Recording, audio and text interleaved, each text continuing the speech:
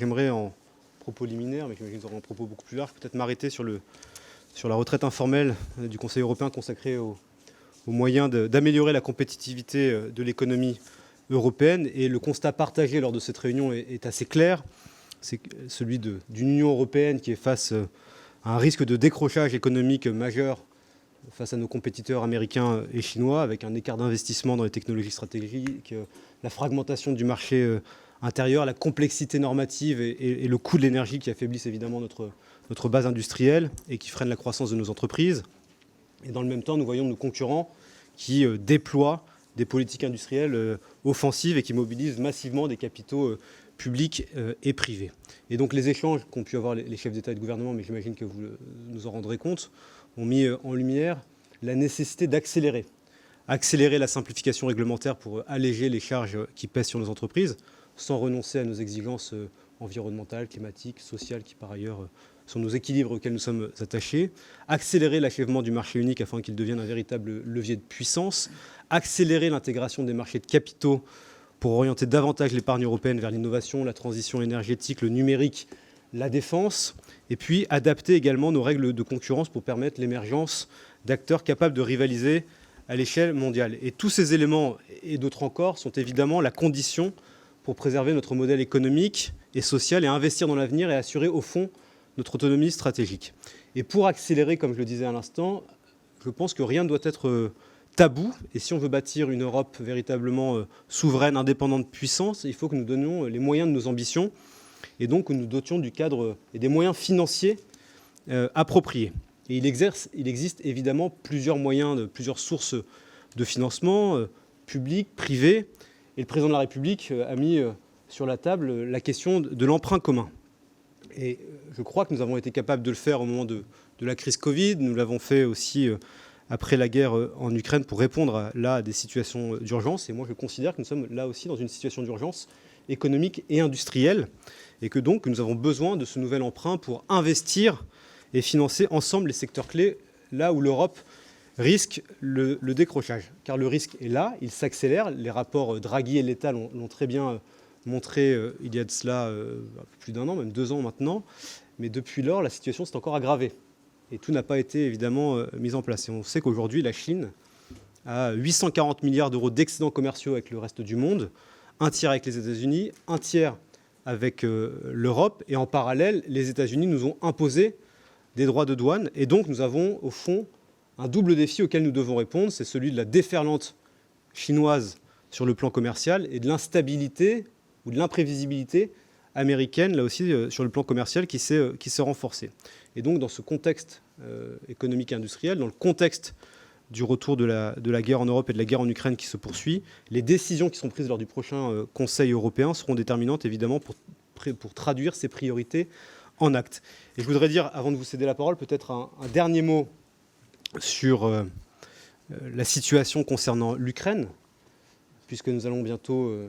Nous arrivons aux 4 ans de la guerre la semaine prochaine et nous voyons bien que la Russie n'a renoncé à aucun de ses objectifs militaires dans le pays et qu'elle continue de cibler délibérément les infrastructures civiles, en particulier les infrastructures énergétiques, plongeant le pays et la population civile dans le froid.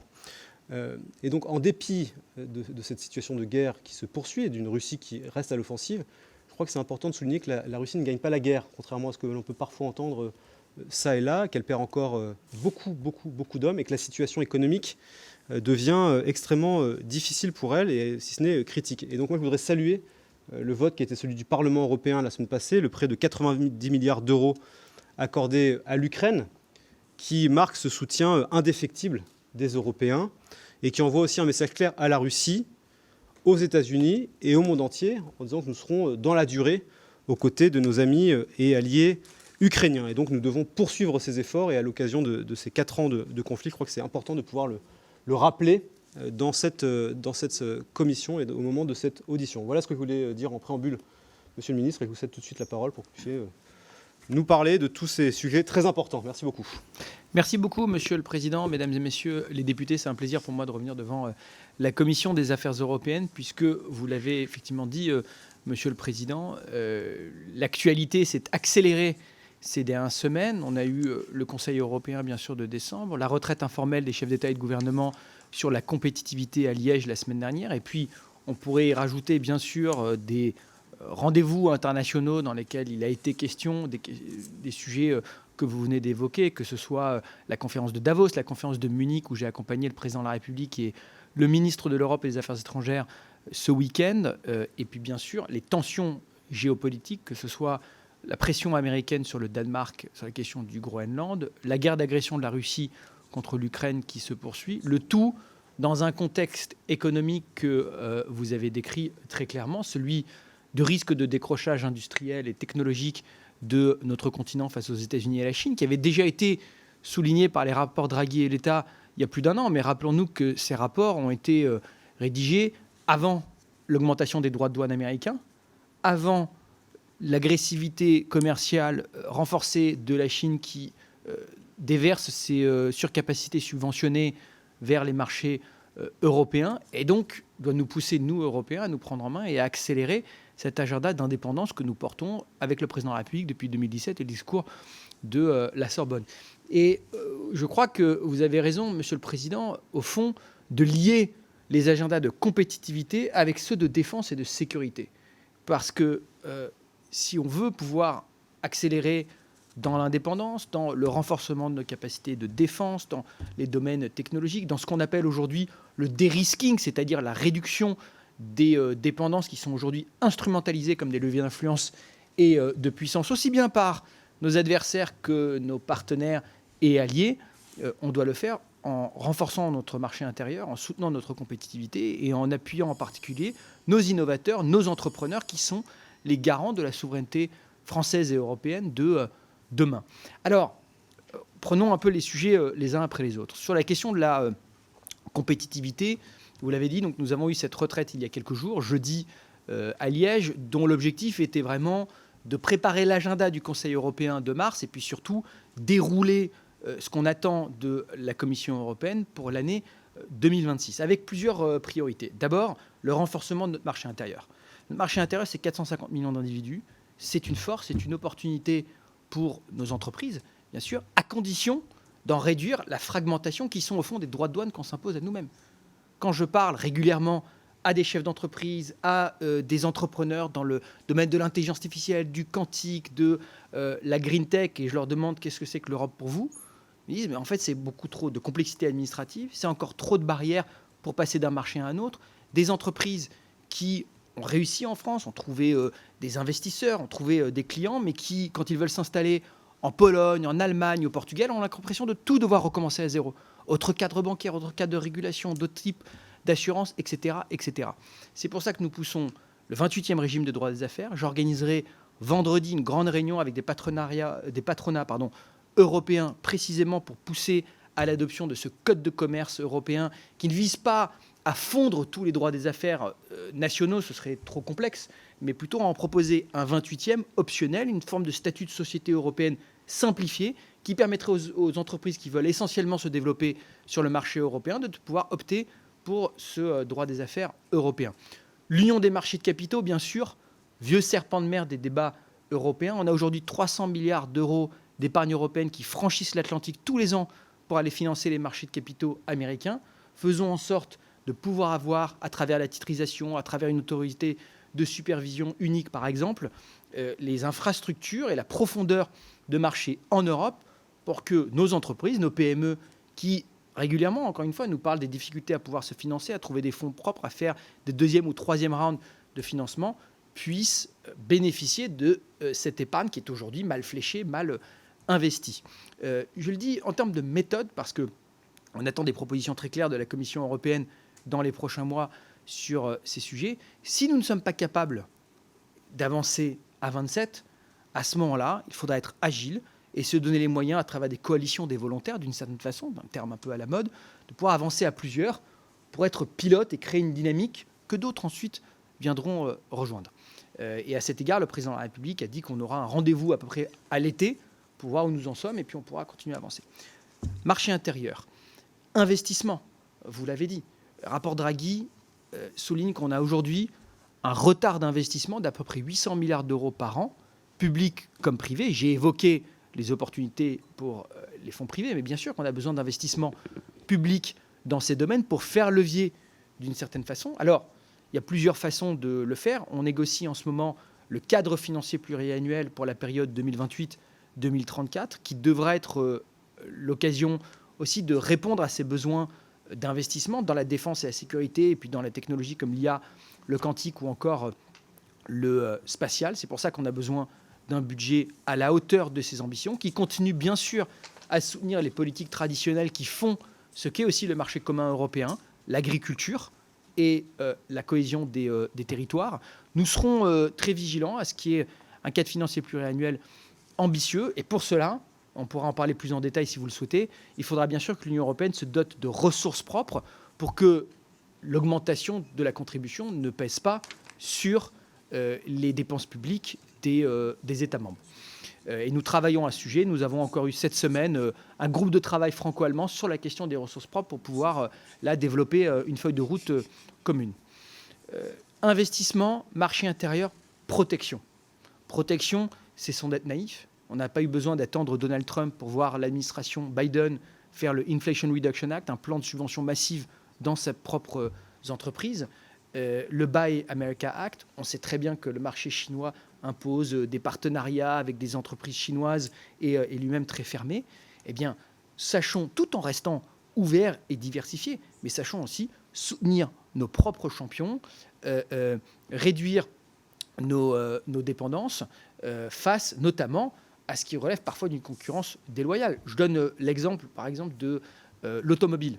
Nous nous sommes dotés d'ambitions importantes, aussi bien pour la transition environnementale que pour la compétitivité, la décarbonation, donc l'indépendance de notre continent dans le secteur de l'automobile, plus de ventes de véhicules thermiques neufs à l'horizon 2035.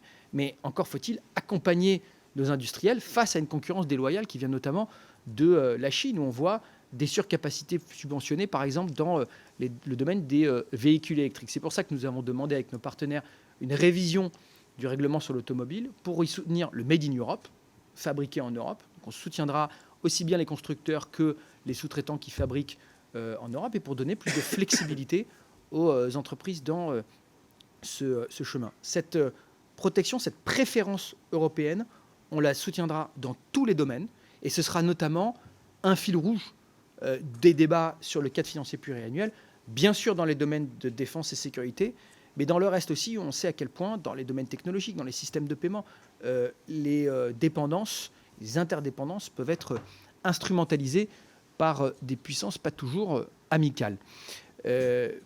Sur le domaine de la défense et la sécurité, peut-être pour en dire un mot, vous avez mentionné bien sûr l'Ukraine. Nous avons adopté au mois de décembre un prêt de 90 milliards d'euros au niveau européen qui a été ratifié récemment par le Parlement européen pour pouvoir donner de la visibilité à nos partenaires ukrainiens sur les 2 prochaines années, continuer à couvrir les besoins militaires et économiques de l'Ukraine face à la menace de la Russie et la menace que la Russie fait peser sur toutes nos démocraties européennes à travers ses ingérences, ses attaques cyber, ses incursions aériennes. Je le dis parce que, rappelons-nous où nous étions exactement il y a 1 an. J'étais il y a quelques jours, je vous le disais, à la conférence de sécurité de Munich. On se rappelle du discours du vice-président Vance l'an dernier. On se rappelle aussi de la rencontre entre le président Zelensky, le président Trump et le vice-président Vance au bureau ovale il y a 1 an. Et à l'époque, il était de bon ton de dire que les Européens allaient complètement être relégués en dehors de la négociation, que les Américains et les Russes allaient régler cela sur un coin de table en 24 heures, l'Ukraine forcée à une capitulation qui mettrait en danger la sécurité de l'Europe et que nous serions incapables, nous, de continuer à soutenir l'Ukraine. Aujourd'hui, 1 an plus tard, l'essentiel de l'aide à l'Ukraine, aussi bien sur le plan économique que militaire ou que du renseignement, est fourni par les Européens. Nous avons construit la coalition des volontaires avec nos partenaires britanniques et les autres Européens pour réfléchir aussi au jour d'après, c'est-à-dire à la façon d'apporter des garanties de sécurité après un éventuel cessez-le-feu et un accord de paix aux Ukrainiens, aussi bien par la régénération de l'armée ukrainienne que par la présence sur le terrain pour apporter une réassurance, comme on dit, aux Ukrainiens. Nous avons reconvergé avec les Américains sur la nécessité aussi de continuer à mettre la pression sur la Russie avec l'adoption de plusieurs paquets de sanctions. Le chemin reste encore loin puisque On parle bien sûr de diplomatie de négociation, mais enfin tous les jours, les frappes cyniques de la Russie contre les civils, contre les infrastructures ukrainiennes continuent, plongeant des villes comme Kiev dans le froid, dans l'obscurité. Et la Russie ne montre aucune volonté sincère de vouloir arrêter sa guerre d'agression. Donc nous soutenons tous les efforts diplomatiques en cours, mais continuons aussi à faire monter la pression sur la Russie sur le plan militaire et sur le plan diplomatique. Peut-être que je m'arrêterai là parce que je reste vraiment sur les enjeux de compétitivité, sur les questions de défense et de sécurité. Peut-être un dernier mot, puisque j'ai oublié un élément que vous avez mentionné à juste titre sur la question des investissements. J'ai parlé du cadre financier pluriannuel, mais bien sûr, c'est le moment, face à cette accélération et cette pression géopolitique, de lever ce qui a pu être parfois certains tabous du débat économique européen. C'est pour ça que le président de la République a proposé la possibilité d'avoir recours à nouveau à des eurobonds, c'est-à-dire à créer une capacité d'endettement et d'investissement commune de la part des Européens. Ça ne devrait pas être un sujet de division, puisque si on prend même juste les derniers mois, le prêt de 90 milliards à l'Ukraine, c'est de fait un prêt sur les marchés, comme le plan SAFE, 150 milliards d'euros pour investir dans l'industrie de défense européenne, pour construire des projets de partenariat industriel. On investit sur les marchés à un taux d'intérêt en plus préférentiel, puisqu'on le fait à 27, pour après investir dans l'avenir technologique et sécuritaire du continent. Donc une fois de plus, face à ces besoins d'investissement, c'est le moment aussi de surmonter des tabous, d'être créatif et d'être capable d'avancer ensemble. Merci beaucoup, Monsieur le Ministre, pour ces propos liminaires. Et je passe tout de suite la parole aux orateurs de groupe, en commençant par Frédéric Petit, pour le groupe démocrate. Merci de commencer, c'est rare. Merci, Monsieur le Président, merci, Monsieur le Ministre, de votre présence et de votre engagement. J'ai deux questions, en fait, une question assez générale. J'aimerais avoir votre avis, c'est deux questions un peu sur l'Ukraine. La première est un peu générale, j'aimerais avoir votre avis sur la coordination, je dirais, institutionnelle ou formelle entre la coalition des volontaires et l'Union européenne. C'est-à-dire en termes institutionnels, c'est-à-dire comment se passent les discussions, où elles se passent, et on sent qu'il y a quelque chose qui est encore à travailler ici. Ma deuxième question est plus précise et elle ne vous surprendra pas. Moi, je considère qu'on est en face de quelque chose qui n'est pas du nucléaire, mais qui est de la dissuasion de la même manière. C'est-à-dire de vitrifier une ville ou de mettre des civils, des femmes et des enfants sans chauffage à moins 20 degrés. Pour moi, c'est le même objectif de dissuasion en faisant pression en sidérant les sociétés civiles. Donc, je considère, moi, que protéger les civils, et d'ailleurs dans l'histoire de nos traités multilatéraux, c'était le cas, protéger les civils n'est pas escalatoire. Je répète, protéger les civils n'est pas escalatoire, à mon avis. Et je vais même plus loin, il n'y aura pas de négociation possible si l'arrêt d'un crime peut devenir une concession. Vous avez dit, Monsieur le ministre, tout à l'heure, tous les jours, il tape. J'attire votre attention que les pics de frappe, celles qui dépassent 500, etc., celles qui mettent des centaines de milliers de personnes, encore ce matin, dans le froid, y compris à Odessa, c'est systématiquement la veille d'un round de négociation. On ne peut pas ne pas voir ces corrélations. Donc on est bien en face de quelque chose qui est de l'ordre de la dissuasion. Ce n'est pas de la dissuasion nucléaire, parce que ce n'est pas l'outil nucléaire qui est utilisé, mais c'est exactement la même chose. Et j'attire également votre attention sur le fait que ça devient de plus en plus chirurgical et de plus en plus précis. C'est-à-dire qu'on bombarde, certes, on ne bombarde que des transformateurs, ce qu'on a toujours fait, mais on bombarde des transformateurs qui imposent de mettre à l'arrêt des centrales nucléaires. Et une centrale nucléaire qui est à l'arrêt, c'est 6 mois pour redémarrer. Donc, je considère, moi, que ma première conclusion, c'est que nous devons, et je le dis depuis un an de manière assez forte, nous devons fermer au moins partiellement le ciel ukrainien là où c'est possible, soit par son auteur, qui là mettra un acte de bonne volonté avant la négociation, soit parce que nous sommes les représentants du droit. Et oui, il y a une zone grise, mais cette petite zone grise qui existe dans cette fermeture du ciel ukrainien est également un message politique. Donc j'aimerais vraiment vous entendre sur ce sujet, beaucoup. Monsieur le Ministre. Merci beaucoup, Monsieur le Ministre. Merci beaucoup, monsieur le député. Sur l'articulation entre la coalition des volontaires et l'Union européenne, c'est une question très intéressante. Au fond, pourquoi on a fait la coalition des volontaires? Précisément pour déjà se donner en agilité et permettre aux acteurs qui veulent avancer de façon concrète de pouvoir le faire à travers un cadre peut-être plus informel, mais ce qui nous permet aussi d'accrocher des partenaires qui ne sont pas membres de l'Union européenne, mais qui partagent d'intérêts, des valeurs et qui ont une vraie valeur ajoutée stratégique, à commencer par le Royaume-Uni. L'objectif aussi de la coalition des volontaires, c'était de pouvoir travailler avec nos partenaires britanniques, mais aussi d'autres partenaires affinitaires comme le Canada, comme l'Australie, le Japon, qui sont autour de la table. Alors, lors des différentes réunions de la coalition des volontaires, étaient autour de la table la présidente de la Commission et le président du Conseil européen. Donc la coordination, elle se fait de facto. Mais je crois qu'on a là un outil qui peut être quand même le précurseur de ce que serait une future architecture de sécurité européenne où les Européens prennent l'initiative dans leur propre sécurité, le font en partenariat avec des acteurs qui ne sont pas membres de l'Union européenne mais qui veulent contribuer, qui veulent participer et partagent au fond la même vision du monde.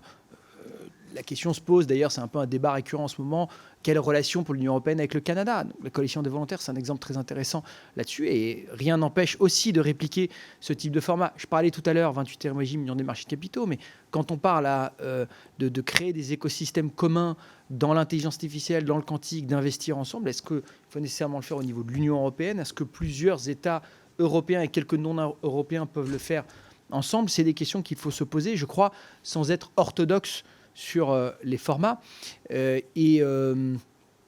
Voilà. Donc, je pense que c'est vraiment comme ça, à mon avis, qu'on vit cette articulation.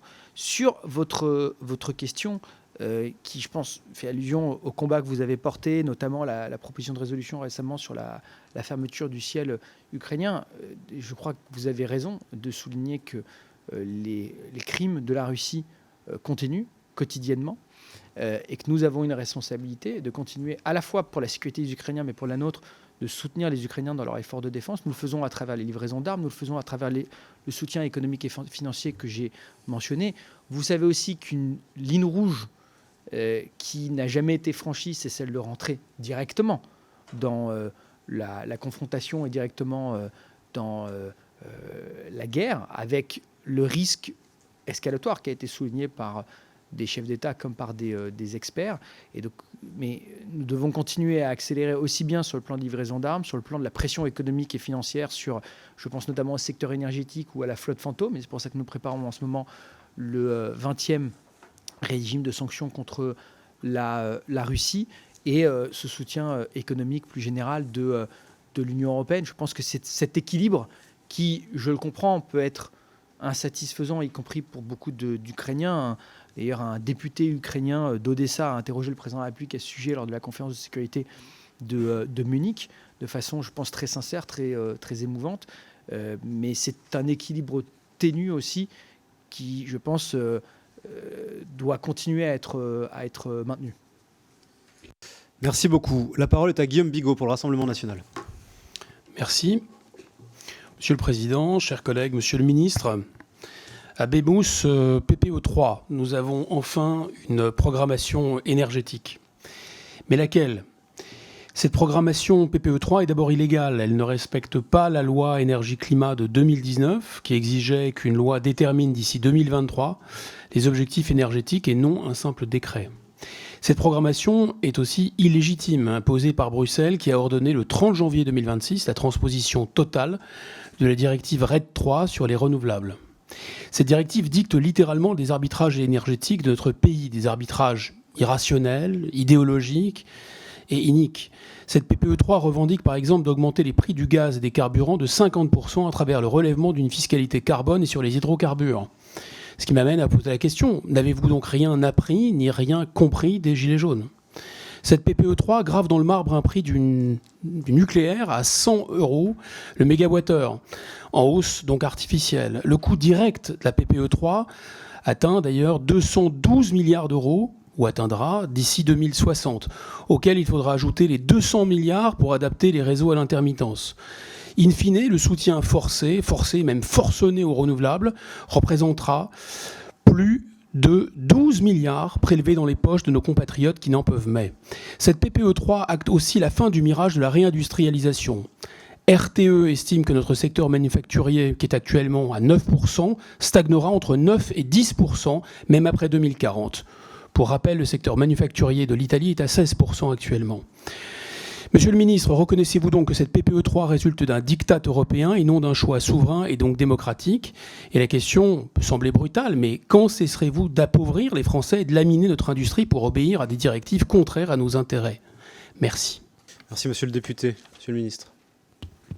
Merci, Monsieur le Président. Merci, Monsieur le député. Aucun pays ne s'est battu plus en Europe que la France, précisément pour soutenir la neutralité technologique, qui est un principe que nous soutenons dans tous les textes aujourd'hui et qui se retrouve dans les débats actuellement sur l'Industrial Accelerator Act, sur les initiatives qui sont portées par le commissaire européen Stéphane Séjourné. Cette neutralité technologique, c'est précisément de dire que toutes les énergies qui peuvent mener à la décarbonation, que ce soit les renouvelables, mais aussi l'investissement dans le nucléaire, doivent être soutenus. C'est une ligne que nous défendons aussi auprès d'institutions financières qui doivent pouvoir accompagner nos acteurs industriels dans la transition environnementale. Je pense notamment à la Banque européenne d'investissement, sur laquelle nous avons mis beaucoup de pression pour qu'elle intègre aussi le soutien au nucléaire dans ses objectifs. Fondamentalement, l'ambition, quelle est-elle ?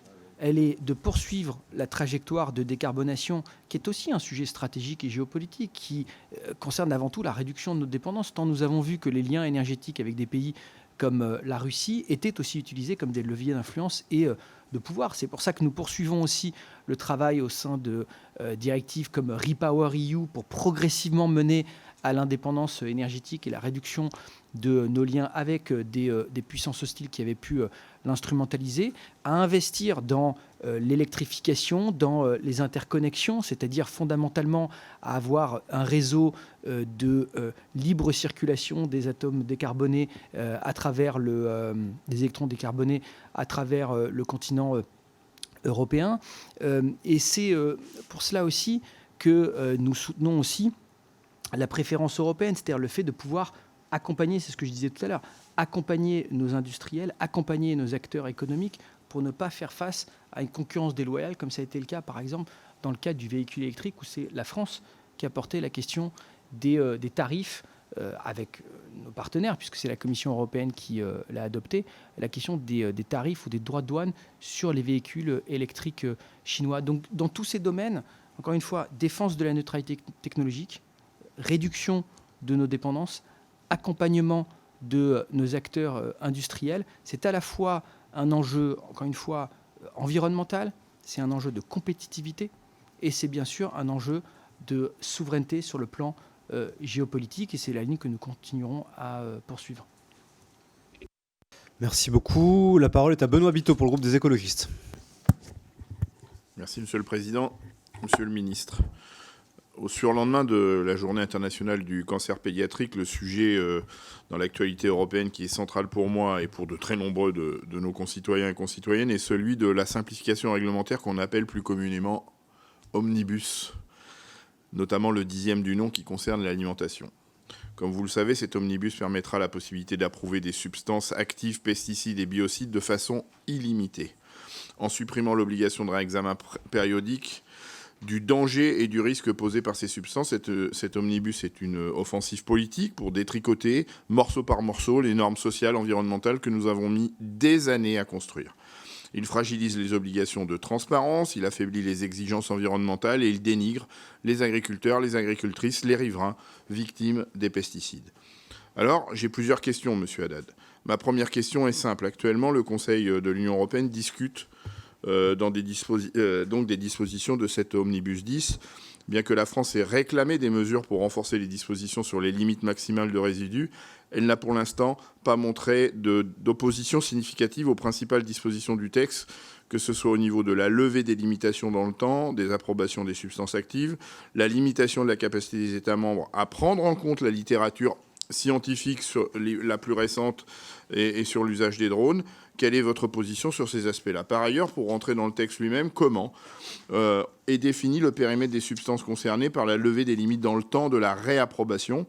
L'association Génération Future a pointé 40 substances, dont le glyphosate, l'acétamipride, le captane, le folpel, déjà approuvés, bénéficieraient d'une approbation illimitée dans les termes actuels du projet de règlement. Est-ce bien le cas? Est-ce au cœur des discussions du Conseil actuellement? Enfin, si la procédure de réapprobation n'existe plus, comment se passe la prise en compte des nouvelles études sur les substances? Est-ce que ça passe par leur seul signalement à la Commission européenne? Et quel est le pouvoir qui reste aux États membres pour agir à la lumière des nouvelles données sans attendre que la Commission décide ou pas? Le directeur général de l'EFSA dit lui-même qu'il y a déjà des trous dans la raquette dans la réglementation actuelle sur l'homologation et les mises en marché des pesticides pour protéger la population européenne. Cet omnibus va encore plus loin. Donc l'Union européenne ne doit pas être le cheval de Troie d'une dérégulation libérale. Elle doit être au contraire un bouclier social et sanitaire, un bouclier écologique, un bouclier démocratique. Et donc, nous, à notre niveau, on se mobilisera contre ces régressions et contre cet omnibus qui est une loi du plomb puissance 10. Merci, monsieur le député. Monsieur le ministre. Merci, monsieur le président. Merci, monsieur le député. Sur la question des pesticides, la position qu'a défendue la France, elle est très claire. C'est de refuser, là aussi, c'est au fond dans la continuité de ce que je disais sur d'autres domaines, de refuser là aussi la concurrence déloyale pour nos agriculteurs. On ne peut pas d'un côté imposer des normes et des standards à nos agriculteurs et s'ouvrir à des marchés qui importeraient, et je crois que vous êtes aligné sur ce sujet, qui feraient rentrer des produits fabriqués avec des pesticides, par exemple, ou des additifs alimentaires qui sont interdits sur le sol européen. C'est pour ça que nous avons demandé à la Commission européenne d'abaisser au seuil de détection les limites maximales de résiduels autorisées dans le cadre des pesticides. Nous attendons donc que la Commission soumette au vote à ce stade son projet d'abaissement des LMR pour le bénomyl, le carbendazime et le thiophanate méthyle. Excusez-moi de devoir lire mes notes parce qu'on rentre dans des sujets un peu techniques là-dessus, qui est dans la continuité au fond d'ailleurs des mesures, vous le savez, l'arrêté français du 5 janvier qui a été pris par le Premier ministre et la ministre de l'Agriculture pour, d'une certaine façon, anticiper aussi sur 5 substances les mesures européennes. Vous avez raison de souligner qu'il y a à la fois une logique en stock et en flux, à la fois pour les pesticides qui sont aujourd'hui interdits, donc il y a plusieurs substances actives sur lesquelles que je viens de citer, sur lesquelles on attend des propositions de la Commission pour pouvoir les faire voter. Et après, il y a une étude d'impact qui a été proposée dans l'omnibus pour pouvoir, de façon plus générale, interdire ou plutôt proposer l'abaissement au seuil de détection des LMR sur les substances qui feraient l'objet d'interdiction ou de restrictions en Europe à l'avenir. Et là-dessus, on attend de la part de la Commission européenne des propositions très fermes. Je rappelle aussi que la Commission a annoncé, et nous en réjouissons, puisque c'était une demande très forte de la France, le doublement de ces contrôles, aussi bien dans les pays tiers que dans les ports d'entrée de l'Union européenne. Nous avons proposé, d'ailleurs, ça a été l'objet d'un échange que j'ai eu avec le commissaire Varelli et la ministre de l'Agriculture, Annie Genevard. Nous avons proposé de renforcer la coopération aussi avec les États membres, avec des forces de contrôle qui sont déployées par les États membres, en partenariat avec la Commission européenne, pour là aussi, puisque les interdictions c'est une chose, mais contrôler les produits qui rentrent dans l'Union européenne pour justement vérifier que ces interdictions sont respectées, c'en est une autre, pour qu'on puisse s'assurer, là aussi, que nos agriculteurs sont protégés face à toute forme de concurrence déloyale qui viendrait de l'extérieur. Juste pour expliquer d'un mot quand même, pourquoi ces limites maximales résiduelles étaient tolérées, c'est que les experts considèrent qu'en deçà d'un certain seuil, elles ne représentent pas de menaces environnementales ou sanitaires. Mais le problème fondamentalement, c'est qu'elle représente là aussi un déséquilibre en termes de pratiques commerciales pour nos acteurs économiques et nos agriculteurs. C'est pour ça, une fois que le principe maintenant universel que défend la France, c'est celui de l'abaissement au seuil de détection, donc l'interdiction, encore une fois, d'entrée de pesticides interdits sur le sol européen. Juste pour ajouter un mot sur la question précédente, si vous me le permettez, parce que vous parliez de l'épisode des Gilets jaunes, mais justement, si on regarde les débats en cours sur la taxe carbone, par exemple, et le projet ETS2, nous avons demandé, avec des partenaires comme la Pologne, le report d'application de dispositifs comme ETS2, précisément et nous l'avons obtenu, précisément pour pouvoir simplifier au maximum et maîtriser l'évolution des prix dans des domaines qui effectivement auront un impact direct sur la vie de nos concitoyens. Et donc, pour justement trouver l'équilibre entre l'investissement dans la décarbonation, la protection de notre marché face à la concurrence déloyale extérieure, et en même temps l'accompagnement des acteurs économiques et de nos concitoyens dans ces sujets sans se précipiter sur des mesures qui pourraient effectivement avoir un impact sur le pouvoir d'achat. Merci beaucoup. La parole est à Brigitte Klinkert pour le groupe Ensemble pour la République. Merci, Monsieur le Président, Monsieur le Ministre, chers collègues. Monsieur le Ministre, vous étiez vendredi dernier à Munich, au cœur d'une séquence qui dit beaucoup de l'état réel de la relation transatlantique. Il y a un an, le vice-président Vance y avait tenu un discours d'une agressivité sans précédent envers les Européens et mettait directement en cause nos choix politiques, nos institutions et jusqu'à d'autres conceptions de la démocratie. Cette année, Marco Rubio a choisi un ton plus policé qui pourrait sembler presque bienveillant sur la forme. Mais ne nous y trompons pas, sur le fond, le message reste identique à celui du vice-président. Il dénonce une Europe prétendument trop régulatrice, il met en cause nos politiques climatiques, attaque notre modèle social et plus largement, il conteste ce que nous sommes, une union qui protège, qui régule et qui fait le choix de l'état de droit. Mais n'en déplaise aux Américains, l'Union européenne est et restera un espace où l'état de droit n'est pas monnayable, où la liberté d'expression ne peut pas devenir un permis d'écraser la dignité d'autrui, où les faits alternatifs ne peuvent être assimilés à la vérité.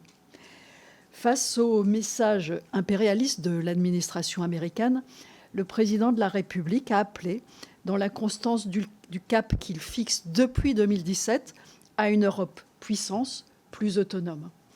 De son côté, le chancelier Merz a appelé à réparer et raviver la confiance transatlantique.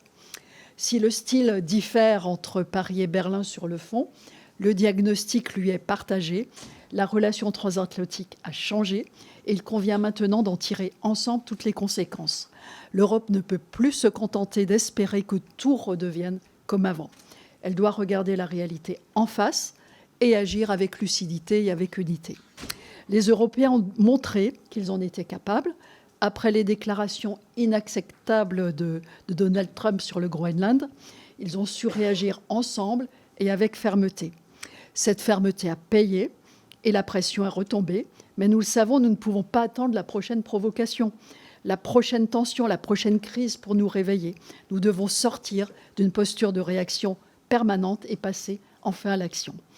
Très concrètement, Monsieur le Ministre, quelles initiatives européennes préconisez-vous dans les prochaines semaines et les prochains mois pour rééquilibrer la relation entre l'Union européenne et les États-Unis et pour enclencher enfin la construction d'une véritable Europe puissance?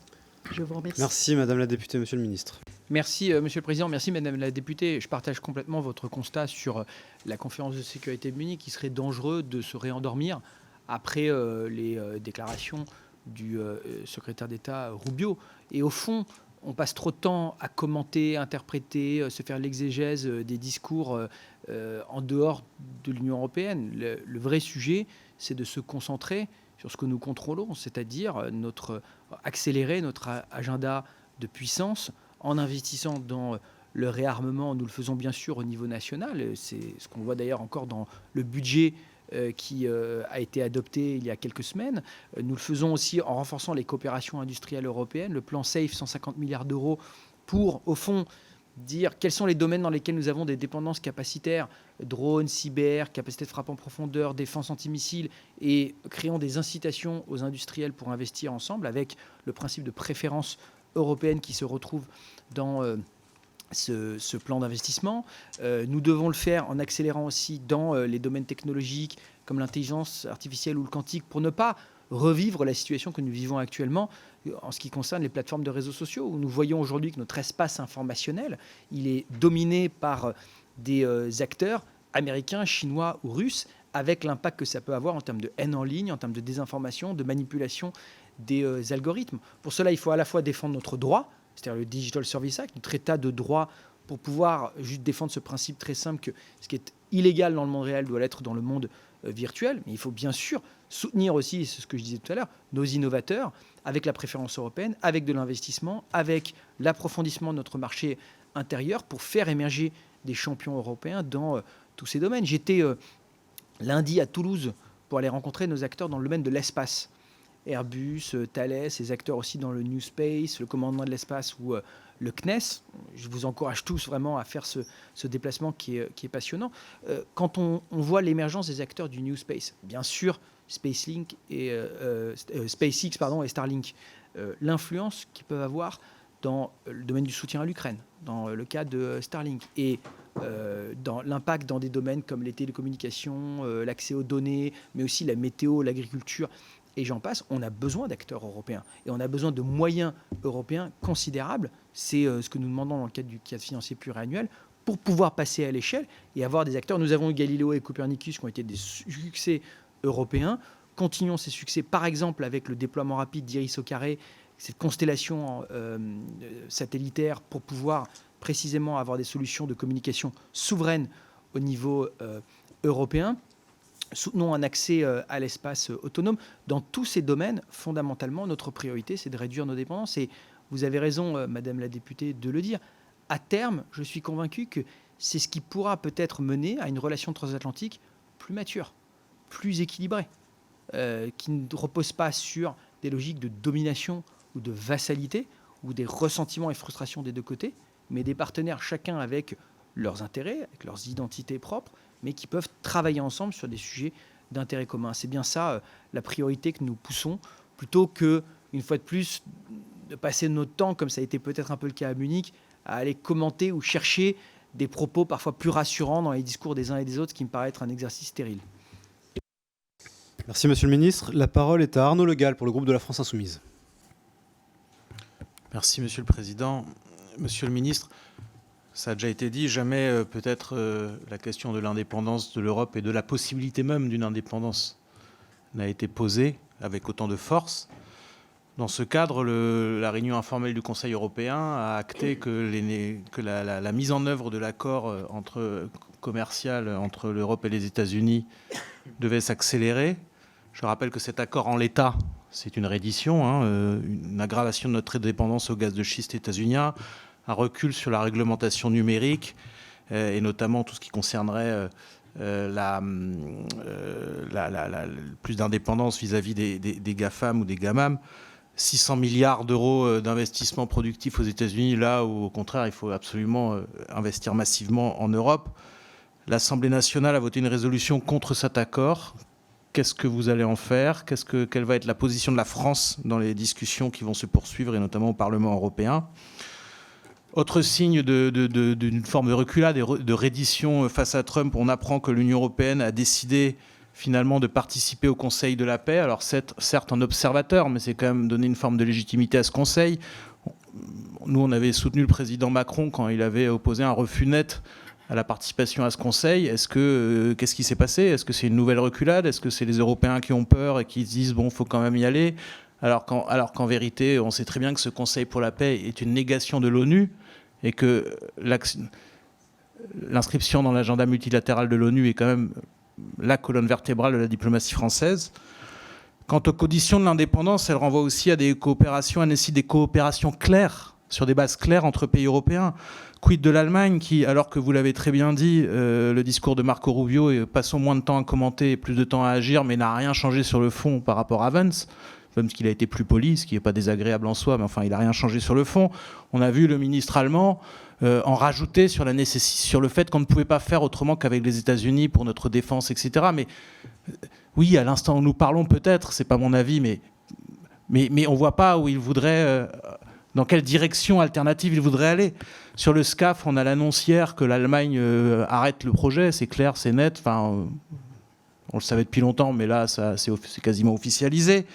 Sur les eurobonds, il y a un désaccord entre l'Allemagne et la France. Sur la préférence européenne, vous avez beau défendre l'idée selon laquelle elle serait mise en œuvre, etc. On sait très bien que c'est vraiment à minima et que l'Allemagne hésite beaucoup sur ce sujet. Donc, si vraiment l'autonomie stratégique de l'Europe est la priorité du président Macron, quelle stratégie alternative avez-vous? Parce que l'idée que le couple, les Allemands me disent moteur, franco-allemand, serait la colonne vertébrale d'une possible autonomie stratégique européenne est une idée qui, à mon avis, est totalement dépassée. Et il faut trouver d'autres formats de coalition, de coopération. Donc, est-ce que vous avez des pistes, quoi? Merci beaucoup. Vous avez la parole, Monsieur le Ministre. Merci, Monsieur le Président. Merci, Monsieur le député. Plusieurs points sur certains de vos commentaires. Sur l'accord commercial avec les États-Unis, qui n'est d'ailleurs pas un accord ou un traité, mais un accord politique qui avait été trouvé à Thornbury l'an dernier. Bon, vous aviez vu la réaction de la France qui avait été très claire, aussi bien celle du Premier ministre que des ministres qui avaient souligné la nature déséquilibrée de cette situation que nous regrettions et qui devait précisément nous pousser à accélérer notre agenda d'indépendance. Je le dis parce que plusieurs points quand même sur ce que vous avez dit. Tout d'abord, cet accord dit explicitement ne pas remettre en question l'autonomie réglementaire de l'Union européenne. Et donc notre état de droit, par exemple sur le plan du numérique, il n'est pas question qu'il fasse l'objet de pression extérieure. Et je voudrais le dire parce que j'ai quand même, y compris ici, souvent reproché à la Commission européenne une forme de timidité dans l'utilisation du DSA pour faire simplement respecter nos règles. Je vois au contraire ces derniers jours des procédures qui ont été lancées contre Grok, par exemple, sur la question de la transparence des algorithmes ou juste de l'intégrité, enfin comment dire, la lutte contre la haine et contre le sexisme, et nous les avons soutenus. Donc il y a quand même des mesures qui sont prises et des enquêtes qui sont lancées. Il faut quand même le souligner quand des bonnes choses sont faites. Par ailleurs, sur la question des investissements, vous avez mentionné le chiffre des 600 milliards d'euros. Nous avons eu ce débat aussi à l'Assemblée nationale lorsque la résolution a été adoptée. Je tiens à souligner là aussi que ça n'engage en rien juridiquement les États membres, que la Commission européenne elle-même n'a pas les moyens d'investissement pour pouvoir faire ce type d'investissement aussi bien dans le plan énergétique que militaire. Donc ça peut être une forme d'aspiration ou de déclaration, mais en tout cas, ça ne nous engage pas en termes d'investissement. Et nous continuons aussi bien sur le plan national que sur le plan européen à défendre la préférence européenne. Et je ne serai pas aussi sévère que vous. Reprenons l'exemple de SAFE. SAFE, c'est quand même assez intéressant parce que je pense que c'est un modèle en termes d'architecture qui peut servir de précédent. Il n'est pas parfait et je pense qu'il faut aller plus loin, y compris sur la préférence européenne. Mais là, on est sur de l'argent qui va être dépensé par les États membres. Alors, certes, qui est prêté par la Commission européenne, mais qui sera après dépensé par les États membres. C'est la première fois qu'on a cette notion de préférence européenne, y compris dans des investissements qui vont être portés par les États membres pour renforcer la coopération industrielle. Après, effectivement, quand on se donne des ambitions, on peut ça peut mener à des projets qui sont complexes à mettre en œuvre. C'est le cas du SCAF. Le SCAF, nous l'avons toujours défendu et nous continuons à le défendre précisément parce qu'on a besoin de réduire les risques de redondance, les risques de fragmentation du marché de défense européen pour pouvoir avoir des vrais champions européens. On a poussé l'avion du futur, on a poussé aussi le tank du futur avec nos partenaires allemands.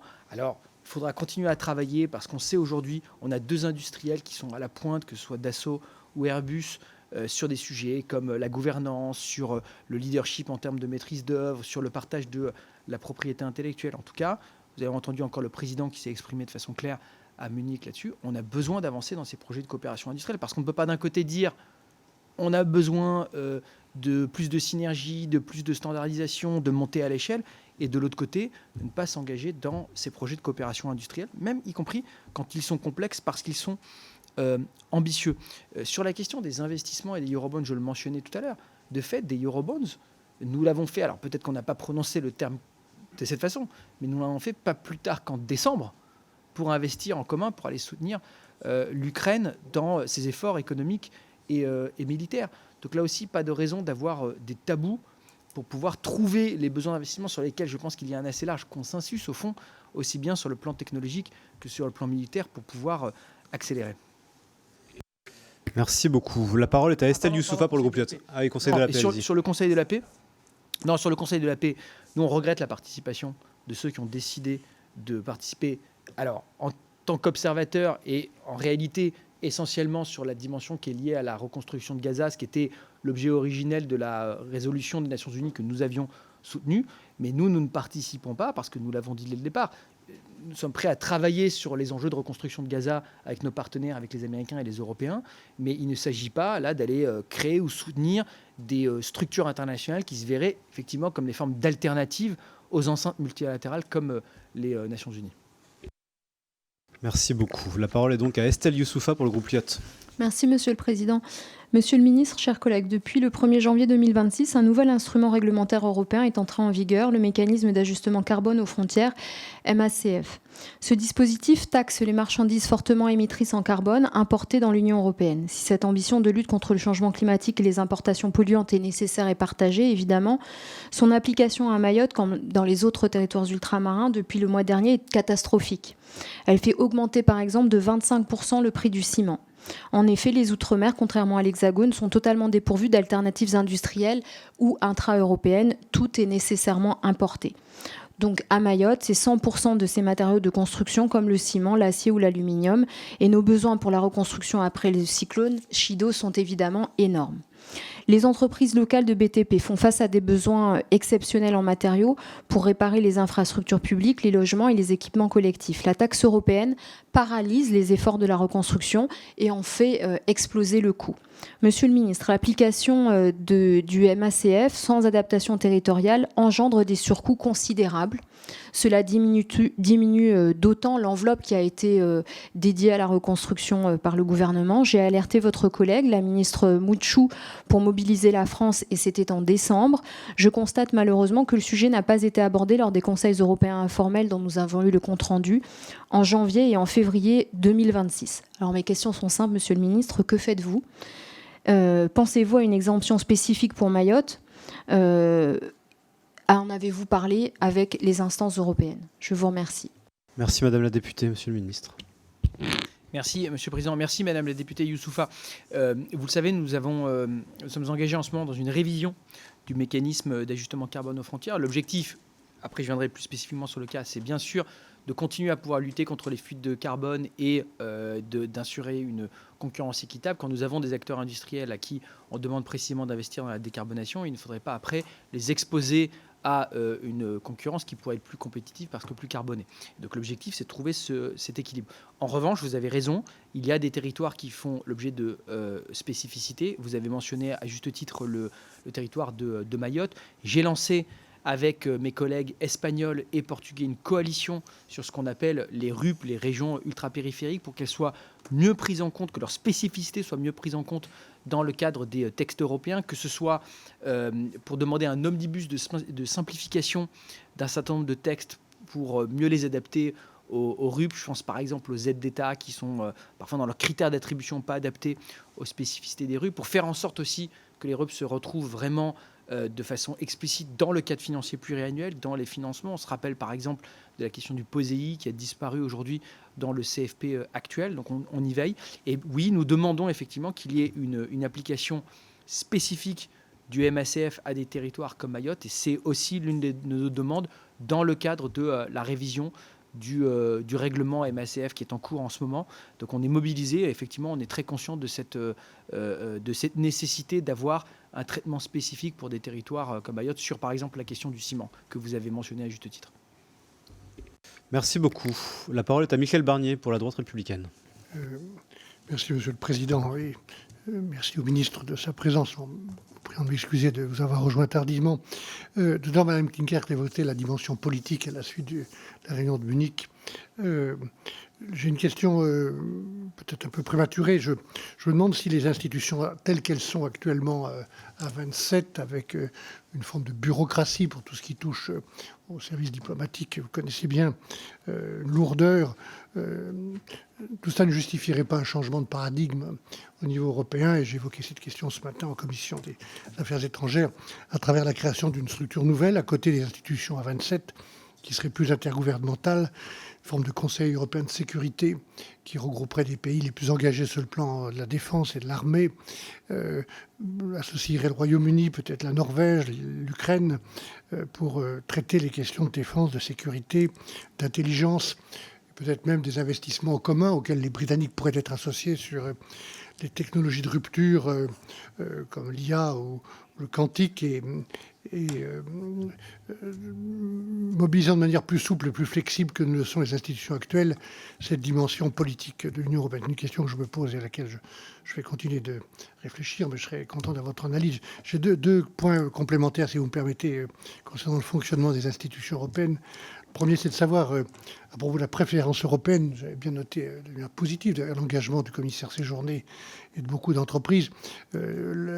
L'accueil reçu par cette idée est mitigé tout de même, hein, de notre côté allemand.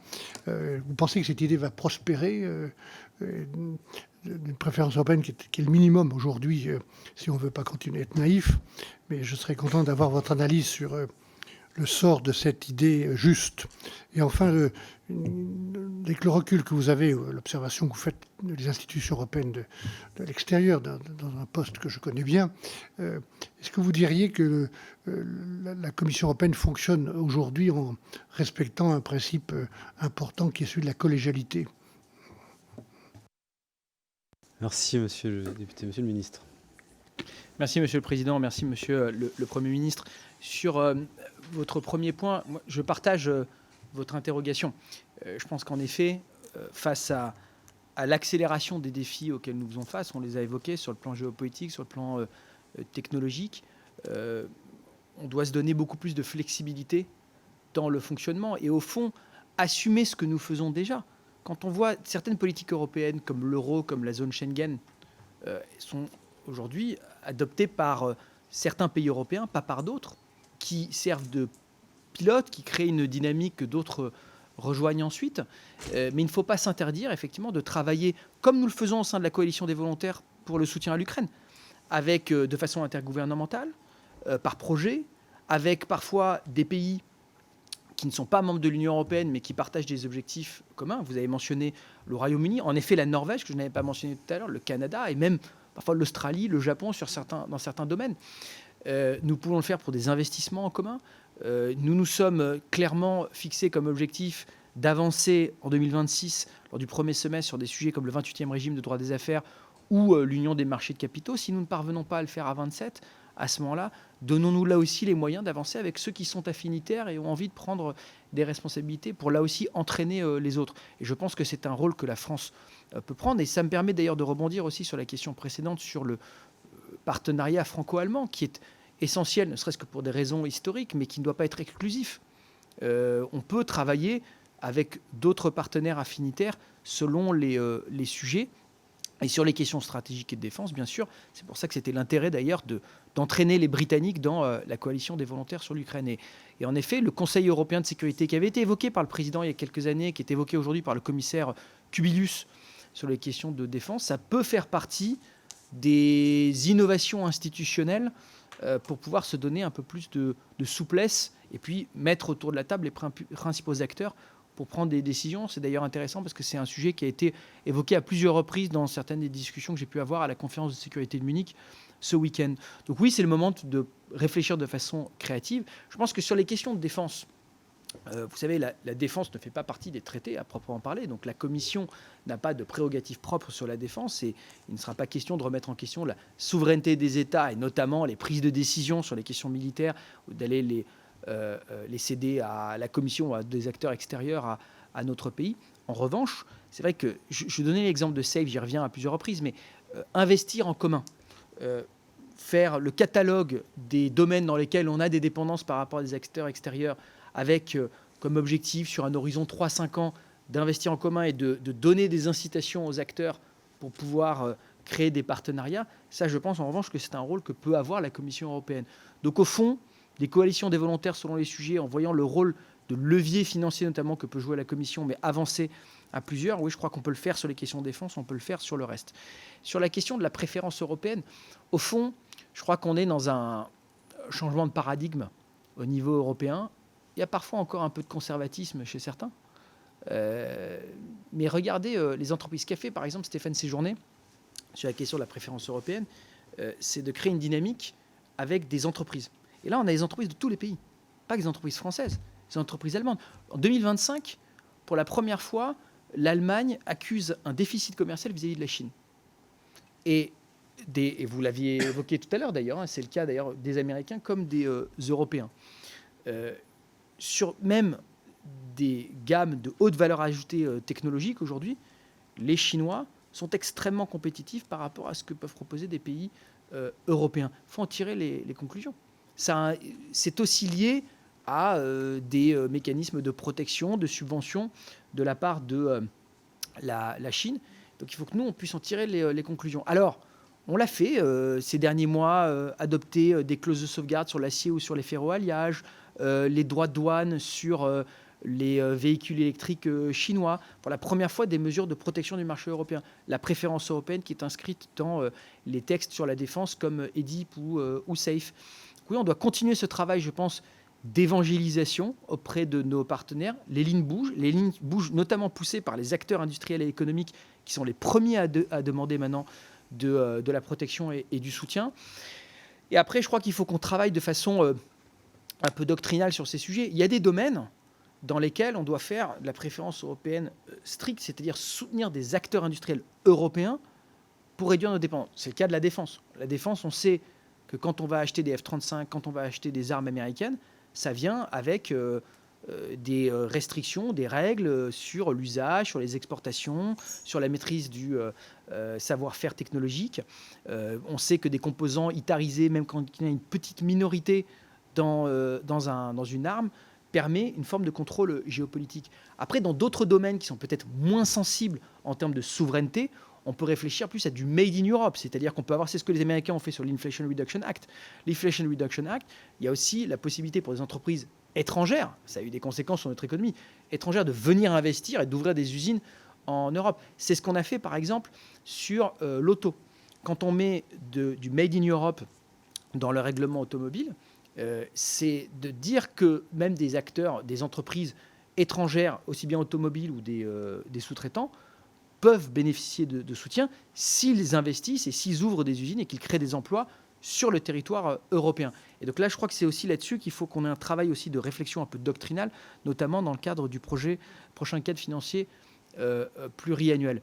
Après, sur la gouvernance de la Commission européenne, je pense que vous êtes bien mieux placé pour avoir été commissaire 2 fois pour pouvoir juger de la gouvernance. Ce que je dirais en revanche, c'est que nous sommes toujours extrêmement vigilants, et là je parle en tant que membre du Conseil, extrêmement vigilants au respect de l'équilibre institutionnel entre le Conseil, la Commission et le Parlement européen. Au fond, la gouvernance interne à la Commission est un peu moins un sujet pour nous en tant que membres du Conseil. En revanche, veiller à ce que, par exemple, les débats budgétaires sur le cadre financier pluriannuel ne se traduisent pas par une prise de pouvoir accrue de la Commission au nom, par exemple, de la conditionnalité du versement de certains fonds. Ça, j'y suis extrêmement vigilant et nous travaillerons, et c'est une demande que nous portons, je dirais, sur tous les sujets, à ce que le Conseil soit, et donc fondamentalement la souveraineté des États membres, soit bien sûr respectée dans l'application de toutes les politiques. On peut avoir un débat sur un changement de traité, le cas échéant, mais ça ne passe pas par des règles budgétaires. Merci beaucoup. On a terminé avec les orateurs de groupe. Il reste quelques orateurs individuels, en commençant par Kevin Mauvieux pour le groupe Rassemblement National. Merci, Monsieur le Président. Merci de m'accueillir dans votre commission. Monsieur le Ministre, les Français savent à quel point vous avez endetté la France, mais ce qu'ils ne savent pas encore forcément, ou ce qu'ils entendent très peu, c'est que l'Union européenne s'endette aussi. Les programmes d'endettement s'accélèrent. La dette de l'Union européenne devrait approcher les 1 000 milliards d'euros à la fin de cette année, en 2026. De son côté, Emmanuel Macron a déclaré il y a quelques jours qu'il souhaitait que l'Union européenne s'endette de 1 200 milliards d'euros chaque année. Ma collègue y reviendra. Menant actuellement une communication sur ce sujet, j'aimerais connaître la position de la France sur la dette de l'Union européenne, et ce sur plusieurs points. J'ai 3 points principaux, j'ai une déclinaison de 3 questions. D'abord, ne trouvez-vous pas qu'il y a un risque à endetter la strate Union européenne pour financer les pays membres qui arrivent parfois eux-mêmes en difficulté en raison de leur propre endettement ? On peut prendre l'exemple de la France. La France est très endettée après 10 ans de macronisme, et donc l'Union européenne va faire de la dette pour financer des politiques européennes, mais y compris des politiques françaises. Est-ce qu'on n'a pas quelque chose de bancal à ce niveau-là ? Deuxième élément, qui dit endettement dit forcément nécessité de remboursement. Pour cela, Il existe 2 jambes sur lesquelles on peut marcher, soit l'augmentation des contributions des États membres. Au regard de l'endettement prévu, ça se traduirait pour la France à une hausse de 4 milliards d'euros pour notre contribution. C'est donc 4 milliards d'euros de charge de dette indirecte. Ce n'est pas dans notre dette, mais c'est quand même de la charge de dette pour la France. Ou alors, deuxième jambe possible, une hausse ou une création des ressources propres. C'est-à-dire, pour que les Français comprennent bien, derrière ressources propres, on parle bien de taxes, soit nouvelles, soit augmentées, directes ou indirectes pour eux, ou pour nos entreprises, pour financer la dette de l'Union européenne. Donc il s'agit d'augmenter des taxes pour payer de la dette. Est-ce que vous assumez plutôt, vous, en tant que représentant de la France à l'Union européenne, un endettement de l'UE qui sera géré par nos finances publiques et donc un dégrèvement de 4 milliards sur nos finances, ou assumez-vous plutôt de créer ou augmenter les taxes pour financer cette dette? Et enfin, très rapidement, dernière question, le fait que l'Union européenne monte en puissance sur la levée de la dette des marchés, est-ce que ça risque pas de créer des tensions sur les marchés financiers, avec à terme, pourquoi pas, une saturation qui impacterait la capacité de la France à lever de la dette et les taux d'intérêt auxquels la France emprunte? Je vous remercie. Merci, monsieur le député. Monsieur le ministre. Merci, Monsieur le Président. Merci, Monsieur le député. Bon, j'entends vos commentaires sur l'endettement. Moi, j'ai voté quelques textes en tant que parlementaire. Je ne me rappelle pas avoir vu le Rassemblement national s'opposer aux mesures que nous avons prises pour la protection du pouvoir d'achat à l'été 2022, comme le bouclier énergétique. Je ne me rappelle pas avoir vu le Rassemblement national s'opposer aux mesures de protection de notre économie pendant la crise Covid, qui ont permis à nos ménages comme à nos entreprises de traverser cette crise absolument sans précédent. Je me rappelle en revanche avoir vu le Rassemblement national s'opposer à des mesures qui permettaient par exemple de retrouver des équilibres dans notre système de retraite. Et en effet, peut-être que nous aurions pu prendre les solutions du Rassemblement national lors du dernier budget, qui est d'augmenter considérablement la charge fiscale qui repose sur nos entreprises et sur nos ménages, avec 34 milliards d'euros de hausse d'impôts supplémentaires qui a été proposé. Mais ce n'est pas le choix, heureusement, qui a été fait par le gouvernement. Maintenant, en ce qui concerne l'endettement au niveau européen, alors, plusieurs choses. Déjà, nous défendons toujours la maîtrise, notamment des dépenses et des dépenses administratives de l'Union européenne. D'ailleurs, nous avons lancé avec plusieurs partenaires, notamment les Autrichiens, un groupe de travail dans le cadre du prochain cadre financier pluriannuel pour que les dépenses de la fonction publique européenne soient le plus maîtrisées possible. Nous nous sommes battus d'ailleurs sur ce sujet avec la ministre Amélie de Montchalin, ce qui a permis de réduire le ressaut, l'augmentation de la contribution française cette année lors de l'examen du PLF 2026. Par ailleurs, sur la question de la dette, mais on a besoin d'investir. La question au fond de la dette, c'est pourquoi on s'endette et qu'est-ce qu'on fait? Est-ce que l'investissement que l'on soutient a un effet de levier pour aller soutenir nos acteurs industriels et économiques, pour aller drainer aussi des fonds privés? Si on regarde aujourd'hui des fonds comme InvestEU ou le Conseil européen de l'innovation, qui vient soutenir l'innovation, et notamment l'innovation de rupture au sein de l'Union européenne, on voit que ça génère un retour très important, y compris pour des acteurs économiques, et d'ailleurs beaucoup pour des acteurs économiques français. Et donc nous, c'est ce que nous défendons, c'est-à-dire la préférence européenne, parce que quand on investit en commun, il ne faut pas que ça aille subventionner des usines au Kentucky, par exemple sur les questions de défense, et faire levier pour aller chercher l'investissement privé. Enfin, sur la question des ressources propres, oui, nous soutenons les ressources propres. Alors, après, la question des ressources propres, c'est de quoi parle-t-on? Nous, on est très clair là-dessus. Ce sont des ressources propres qui ne doivent pas alourdir la charge fiscale qui pèse aujourd'hui sur les ménages ou sur les entreprises européennes, puisqu'on voit au contraire que l'objectif, c'est bien de renforcer la compétitivité de l'Union européenne, mais plutôt sur des acteurs extérieurs. Je vous donne quelques exemples qui sont en ce moment en débat et en examen, que ce soit le renforcement de l'ESTA européen, c'est-à-dire la contribution financière que doit payer un individu qui vient demander un visa à l'Union européenne, que ce soit par exemple la taxe carbone aux frontières, le MACF qu'on a évoqué tout à l'heure, que ce soit des taxes d'ajustement. Nous travaillons par exemple en ce moment sur une proposition pour aller équilibrer les taxes que paient les acteurs dans le domaine de l'aérien, puisqu'aujourd'hui, des acteurs extérieurs ont en fait une forme de facilité par rapport à des acteurs comme Air France ou les compagnies aériennes européennes. Et donc, c'est comme en fait le mécanisme d'ajustement carbone aux frontières, il viendrait rééquilibrer. Donc, dans tous ces domaines, et je suis sûr que j'en oublie quelques-unes, nous, on soutient des ressources propres, mais des ressources propres qui viendront protéger l'économie européenne et donc peser sur notamment les entreprises extérieures. Je rajouterai bien sûr la taxe sur le numérique. Quand on parle, par exemple, on l'a fait sur le cas du Groenland, d'utiliser l'instrument anti-coercition de l'Union européenne pour aller, par exemple, taxer les services numériques américains, fermer l'accès à des marchés publics, saisir des licences de propriété intellectuelle, la taxe sur les services numériques extérieurs, notamment américains, ça génère aussi des ressources propres pour l'Union européenne. Et donc notre priorité, et c'est d'ailleurs une condition sine qua non pour la France de l'adoption du prochain cadre financier pluriannuel, c'est l'adoption de ressources propres et de ressources propres qui ne viendront pas alourdir la charge fiscale des Européens. Merci beaucoup. La parole est à Laurent Mazory pour le groupe Lyot.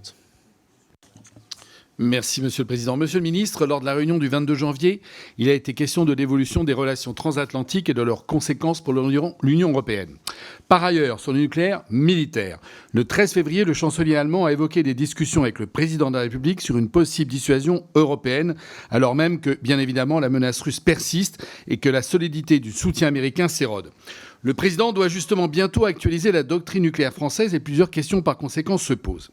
Comment articuler une éventuelle capacité européenne avec le parapluie américain et le cadre de l'OTAN ? L'axe européen en la matière sera-t-il celui proposé par le président ? Comment concilier cette évolution éventuelle avec nos engagements de non-prolifération alors que certains États évoquent au contraire désormais leurs propres ambitions nucléaires ? Quel coût et quels bénéfices réels selon vous au regard des arsenaux mondiaux ? Enfin, j'aurais une question spécifique concernant le Canada et l'accord SAFE, qui est une étape. Mais pour nous aimerions savoir quelles initiatives concrètes vous pourriez envisager pour approfondir notre coopération stratégique et offrir du coup au Canada des alternatives solides face aux tentations d'approche d'États, disons-le, de plus en plus autocratiques. Je vous remercie. Merci beaucoup, Monsieur le Ministre. Merci, Monsieur le Président. Merci, Monsieur le député. Sur la question du nucléaire, ça a été évoqué aussi bien par le Président de la République et le chancelier Merz ces derniers jours à la conférence de Munich. Vous savez qu'un dialogue stratégique a eu lieu entre nos deux pays, que le Président aura l'occasion d'ailleurs de s'exprimer sur ce sujet dans les prochaines semaines. Au fond, on le sait, la doctrine nucléaire de la France a toujours été constante et a inclus toujours dans la défense de nos intérêts vitaux une dimension européenne. La sécurité de nos voisins européens concerne en premier lieu la sécurité de notre pays. En revanche, le 13 mai, le président a posé 3 conditions très claires. La France ne financera pas la sécurité des autres. Les modalités qui seront discutées ne viendront pas en soustraction de nos besoins. Et puis surtout, puisque je sais que ça fait l'objet de beaucoup de caricatures, de déformations dans le débat public, la décision finale reviendra toujours au président de la République, au chef des armées.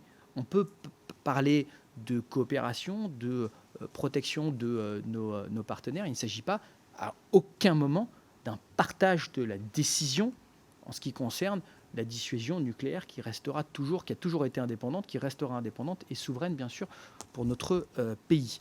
Enfin, sur le Canada, alors oui, le Canada peut bénéficier des financements de SAFE. En échange, il faut quand même le dire, d'une contribution financière, puisque c'est la règle qu'on fixe toujours, puisque vous le savez, ça fait l'objet d'ailleurs, si on se dit les choses, d'un contentieux entre le Royaume-Uni et la Commission européenne, puisque le Royaume-Uni voulait pouvoir participer. Alors il peut avoir accès à certains financements SAFE au maximum d'un tiers des projets, mais pour pouvoir avoir accès à SAFE en tant que partenaire stratégique de l'Union européenne, il devait contribuer financièrement, c'est normal. On vient de parler d'ailleurs avec le député Mauvieux de la contribution de la France à l'Union européenne. Il est normal, quand on veut bénéficier des financements européens, qu'on puisse y contribuer. Et c'est la ligne qui a fait l'objet d'un contentieux avec le Royaume-Uni. Mais en revanche, oui, je crois que nous avons tout intérêt à approfondir la coopération avec le Canada. On a aujourd'hui un accord qui est le CETA qui fonctionne bien, qui est au bénéfice des économies des deux pays, des Européens d'ailleurs et des Canadiens plus généralement. Les Canadiens sont impliqués dans la coalition des volontaires, ont accès à des projets européens. Je crois que, encore une fois, en gardant ces règles tout de même de contribution financière, si on veut pouvoir avoir accès à des financements européens, je pense qu'on a tout intérêt à tirer le fil de cette coopération dans d'autres domaines.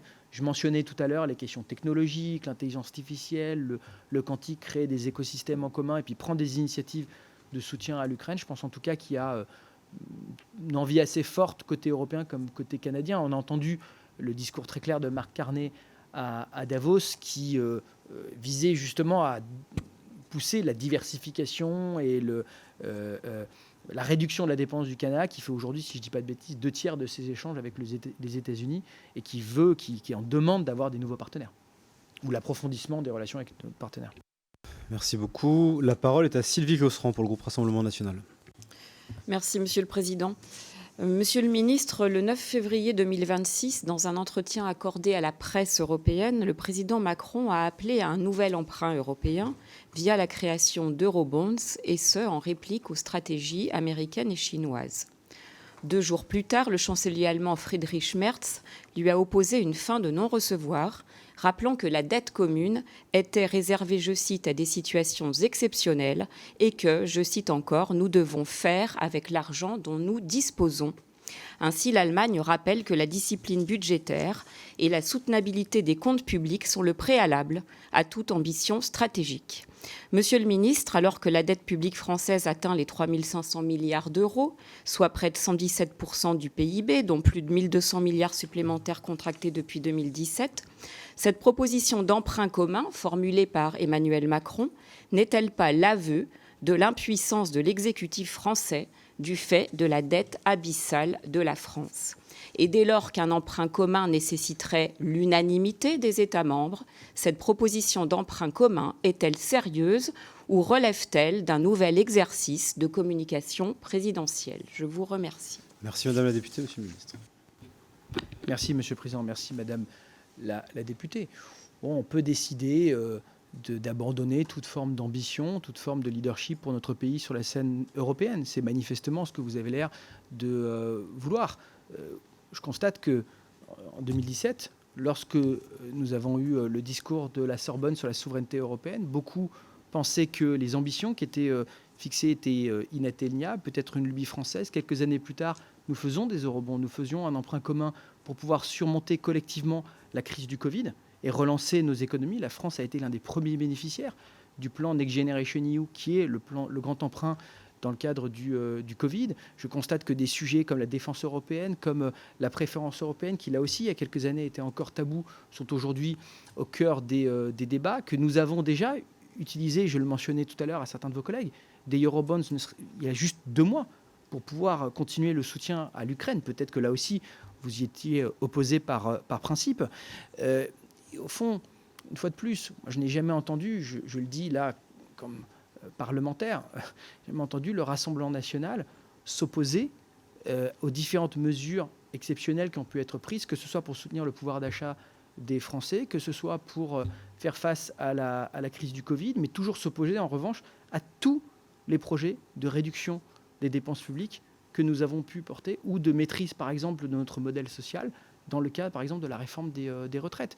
Donc, je crois que nous n'avons pas de leçon du Rassemblement national à recevoir sur ces questions de finances publiques. Quant à l'endettement commun sur les eurobonds, oui, c'est normal, quand on fait des propositions fortes, que ça crée un débat. Il y a 27 États, il y a des débats, il y a eu des débats là-dessus dans le passé. Comme je le disais, on a su les surmonter et créer des convergences, du consensus pour pouvoir avancer.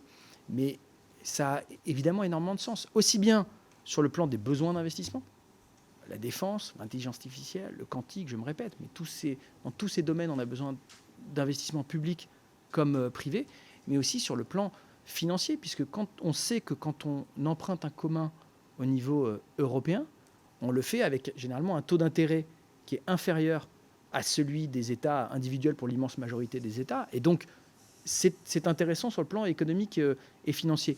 Et non, parce que c'était une question légitime d'ailleurs posée par le député Mauvieux, je crois, tout à l'heure, ça ne crée pas un effet de substitution sur la dette. En tout cas, ça n'a pas été constaté sur les marchés ces dernières années. Merci, Monsieur le Ministre. La parole est à Fabrice Légéry. Merci, Monsieur le Président. Monsieur le Ministre, je vais vous poser une question simple. Le gouvernement français soutient-il, oui ou non, la proposition de la Commission européenne visant à créer un prétendu centre européen pour la résilience démocratique doté de relais nationaux? Derrière cette appellation technocratique se profile en réalité un dispositif de surveillance idéologique inédit. Un véritable bouclier bureaucratique destiné non pas à protéger la démocratie, mais à neutraliser les oppositions. Nous avons vu en Roumanie comment l'argument de la résilience démocratique peut servir à contester ou invalider des processus électoraux. Est-ce cela désormais la conception européenne du suffrage universel? Plus grave encore, le Digital Service Act est aujourd'hui détourné de son objet initial. La lutte légitime contre la criminalité en ligne devient le prétexte à une confusion volontaire entre ce qui est illégal et ce qui est simplement jugé illicite par le pouvoir. Enfin, comment ne pas s'interroger sur le financement public massif d'ONG prétendument neutres, telles que Reporters sans frontières, qui interviennent dans le débat public européen au détriment du pluralisme. La démocratie ne se protège pas par la censure, ni par la surveillance généralisée. Elle se protège par la souveraineté des peuples, la transparence des institutions et le respect du suffrage universel. Merci beaucoup. Merci, Monsieur le Ministre. Merci, Monsieur le député. On aurait pu fermer les yeux et entendre exactement le même discours d'un membre de l'administration américaine. Et c'est d'ailleurs étonnant. Vous vous faites ici l'allié de ceux qui veulent, à l'extérieur de nos démocraties, démanteler notre état de droit, notre régulation numérique, précisément pour affaiblir l'Europe. Précisément, ceux qui, aujourd'hui, visent notre Union européenne pour pouvoir la vassaliser, attaquent cet état de droit. Pourquoi ? Et d'ailleurs, ils ne le font pas quand il s'agit de la Russie et de la Chine, ce qui est un petit peu surprenant. Pour se faire aussi bien l'allié des big tech que pour pouvoir manipuler nos espaces informationnels. Quand on veut être souverainiste, on veut pouvoir précisément lutter contre la manipulation des algorithmes, défendre la liberté d'expression, mais pas la liberté d'expression pour les bots russes, pas la liberté d'expression manipulée par quelques milliardaires à une dizaine de milliers de kilomètres d'ici. C'est ce principe très clair qu'on défend. Vous avez mentionné les élections en Roumanie, mais je suis allé en Roumanie, monsieur le député. J'y suis allé juste après l'élection. On a eu un candidat d'extrême droite populiste complètement amplifié de façon artificielle sur le réseau TikTok dans les derniers jours avant l'élection. On a pu voir aussi en Moldavie, lors du référendum européen, près de 10% des voix qui ont été détournées, notamment via Telegram. Donc, dans un cas, un réseau social chinois, dans l'autre cas, un réseau social ou une plateforme de communication russe. Près de 10% des voix qui ont été achetées, détournées par l'extérieur. Et donc, la liberté d'expression, ça entraîne aussi un cadre avec des responsabilités. C'est le cas d'ailleurs pour nos médias, ça doit être le cas pour nos plateformes numériques qui doivent pouvoir lutter contre la haine en ligne, contre la désinformation, prendre leurs responsabilités notamment pour faire la transparence sur les algorithmes qui n'amplifient pas certains types de contenus. Pourquoi ? Parce que fondamentalement, si on regarde, ce ne sont pas des médias, ils ne sont pas traités comme des médias. S'ils étaient traités comme des médias, par exemple, qui éditorialisent du contenu, ils auraient à ce moment la responsabilité, même parfois pénale, de ce qui peut être dit sur leur plateforme. Ce n'est pas le cas aujourd'hui. Ce sont des plateformes qui n'ont pas la responsabilité pénale directe de ce qui est dit, mais qui ont la responsabilité, c'est ce que nous avons décidé de façon démocratique au niveau européen, y compris au sein du Parlement européen dans lequel vous êtes élus, de leur demander de lutter et de faire au fond que ce qui est illégal aujourd'hui dans le monde virtuel et réel le soit aussi dans le monde réel. Donc, quand il s'agit, en revanche, sur le point plus précis du Centre pour la résilience démocratique, nous avons dit que nous sommes favorables à ce qu'il y ait effectivement un centre qui puisse être un organe de coordination et d'échange d'informations entre États membres. Nous avons par exemple Viginum, qui est une agence en France qui fait un travail remarquable de lutte contre les manipulations de l'information. S'il s'agit après d'avoir une instance de coordination pour pouvoir partager l'information sur ces manipulations, effectivement, ça paraît être une avancée importante et pas le monstre tentaculaire et bureaucratique que vous décrivez. Merci beaucoup. Alors j'ai quelques demandes de prise de parole en rebond des collègues qui se sont déjà exprimés, donc je vais vous demander d'essayer de tenir la minute qui vous est donnée, en commençant par Benoît Biteau pour le groupe des écologistes. Oui, merci Monsieur le Président. Monsieur le Ministre, je me permettais de prolonger un peu notre échange sur l'Omnibus 10. Peut-être attirer votre attention sur la notion de compétitivité. C'est-à-dire que je pense qu'il y a désormais un biais à considérer que utiliser des pesticides contribue à la compétitivité de l'agriculture. Le commissaire Janssen le dit lui-même. Le commissaire Janusz Wojciechowski le disait déjà, ce qui menace la souveraineté alimentaire, c'est le dérèglement climatique et l'effondrement de la biodiversité. Et d'ailleurs, c'est étayé par une très bonne ICE, une initiative citoyenne européenne, qui s'appelle Sauvons les abeilles, sauvons les paysans, étayée par des études universitaires venant du monde entier, et qui montrent que, y compris sur la compétitivité économique, on a intérêt à s'éloigner des pesticides. Donc c'était vous alerter sur le fait que je comprends bien votre démarche avec la LMR qui vise à essayer de protéger notre santé alimentés avec des résidus de pesticides dans notre alimentation. Mais quand on parle de LMR, ça veut dire qu'on en a utilisé dans le parcours de production et qu'on a impacté la biodiversité, on a potentiellement impacté la santé des utilisateurs et qu'on accélère le dérèglement climatique avec ces pratiques-là. Donc attention, il y a peut-être un pas de côté à faire sur cette compétitivité qui n'est pas forcément liée à l'usage récurrent des pesticides. Merci beaucoup. La parole est à Guillaume Bigot. Alors, Monsieur le Président, j'imagine, je voulais à la fois rebondir sur la réponse du ministre et ajouter une question qui n'avait rien à voir. J'imagine que je dois trancher entre les deux. Vous me demandez les deux? Allez. Oh, ça, c'est moins sûr. C'est moins sûr. Oui, donc, Monsieur le ministre, je n'ai effectivement pas eu de réponse à mes questions sur le coût, disons, exorbitant et improductif de la programmation énergétique, dite PPE3. Et votre réponse, même dilatoire, je la trouve quand même très, très éclairante. Au fond, vous nous dites quoi? Vous nous dites qu'il arrive de temps en temps que la France limite la casse en matière énergétique pour stopper un peu quelques délires énergétiques de l'Union européenne. Vous avez cité le TS2, vous avez effectivement à juste titre, on vous soutient complètement.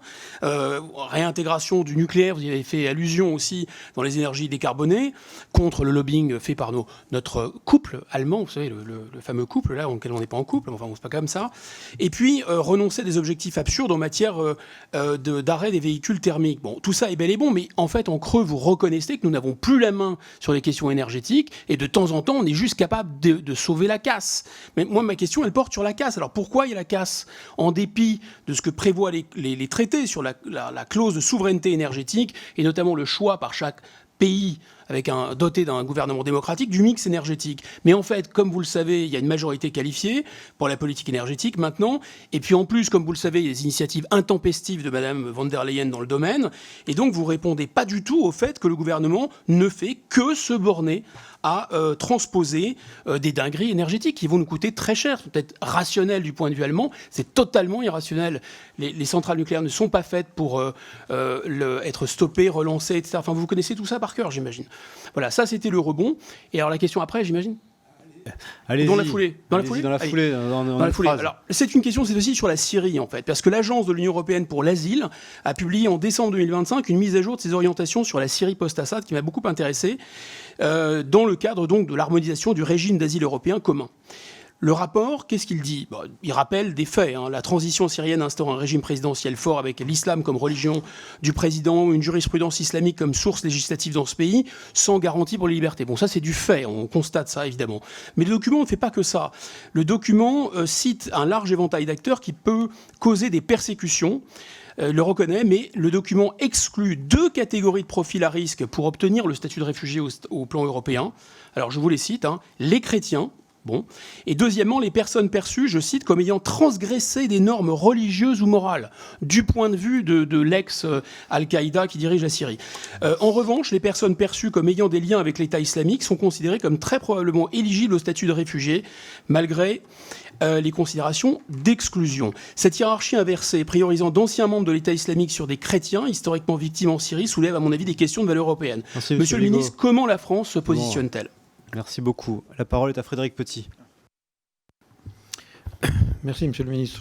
Je ne vais pas répondre à Monsieur le Président. Monsieur le ministre, je ne vais pas rebondir à votre place. Je rappellerai juste que quand on essaye de transposer la réalité dans le monde virtuel, on transpose la loi de 1881 qui s'appelait Liberté de la presse et qui rendait le rédacteur en chef responsable.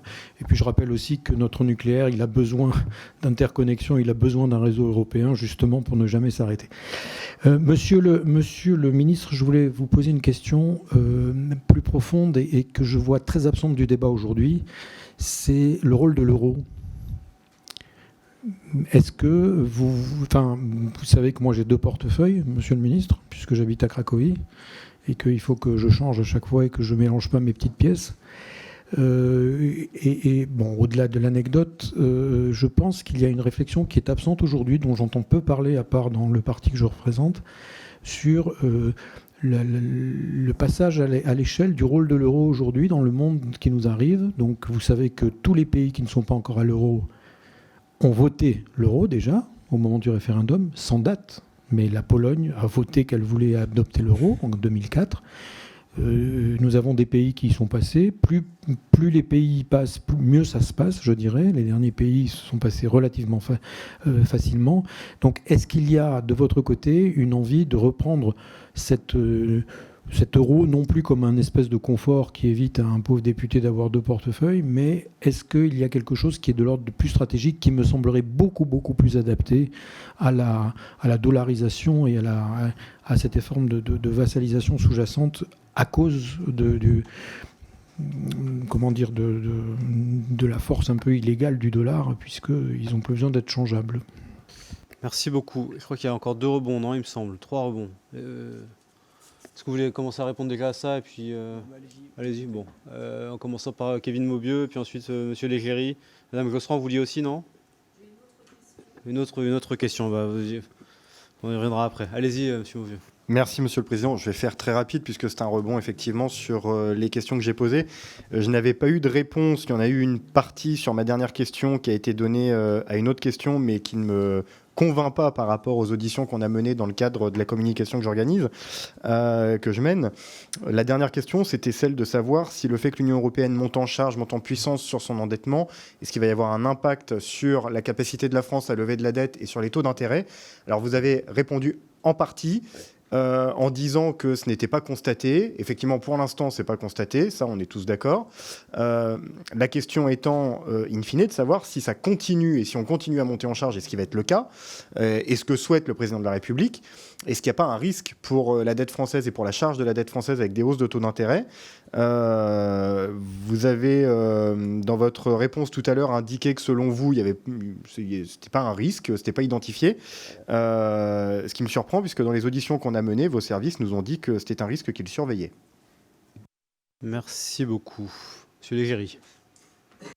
Merci, Monsieur le Président. Merci, Monsieur le Ministre, pour votre réponse. Je souhaiterais rebondir sur la question de Reporters sans frontières. Parce qu'au Parlement européen, Reporters sans frontières a été invité à s'exprimer sur le bouclier démocratique européen. Et Reporters sans frontières se fait passer pour un organisme indépendant et nous est présenté comme tel par la Commission. Or, nous savons qu'ils ont reçu 72,5 millions d'euros en une décennie.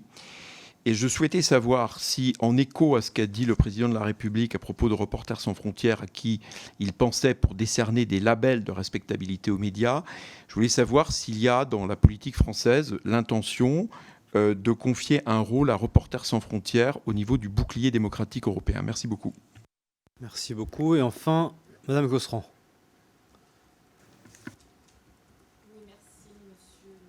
Président, Monsieur le Ministre, lors de l'entretien accordé à la presse européenne, toujours le 9 février dernier, Emmanuel Macron a affirmé, je cite, qu'il faut protéger notre industrie, admettant que les Chinois le font, les Américains aussi.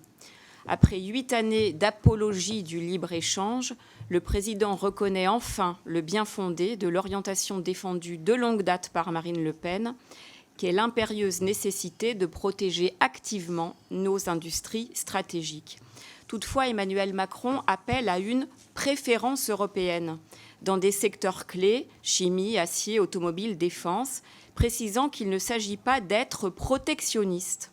Monsieur le ministre, en quoi consiste alors la préférence européenne? Est-ce d'assumer au niveau de l'Union européenne une politique de protection économique par des droits de douane et quotas d'importation? Est-ce à dire que la protection économique serait légitime et acceptable à la seule échelle européenne, mais disqualifiée et condamnable au plan strictement national? Enfin, si vous m'accordez le tout petit rebond, s'agissant de Friedrich Merz, le chancelier allemand, que je sache, jusqu'à aujourd'hui, il n'est pas membre du Rassemblement national. Et donc, quand il explique qu'il faut faire avec ce qu'on a, eh bien, vous n'avez pas répondu à ma question. Merci. Merci, Madame la députée. Je crois qu'on a terminé avec les questions, Monsieur le Ministre. Vous en avez quelques-unes. Je vous laisse la parole. Merci, Monsieur le Président. Merci, Mesdames et Messieurs les députés. Sur la question des LMR et des normes, au fond, encore une fois, l'objectif, c'est pas de donner des contraintes supplémentaires à nos acteurs économiques et à nos agriculteurs en particulier, et les mettre dans une situation de d'asymétrie, de concurrence déloyale.